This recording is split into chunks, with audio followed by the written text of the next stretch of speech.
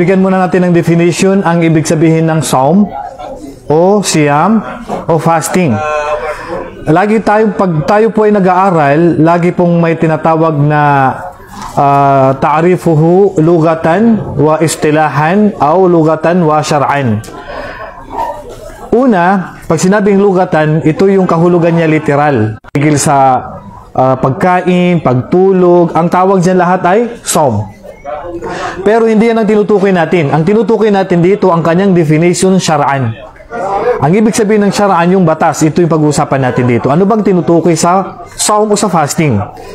Ang definition niya, huwal imsak an jami'il mufattirati min tulu'il fajr. Amo ang lahat ng nakakasira ng fasting, magmumula sa pagsikat ng fajr. Pag-usapan natin yung fajr inshallah.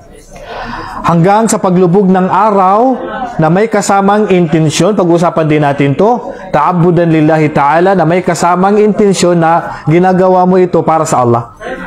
Para ito ay tanggapin sa atin. Okay, bago natin pasukin,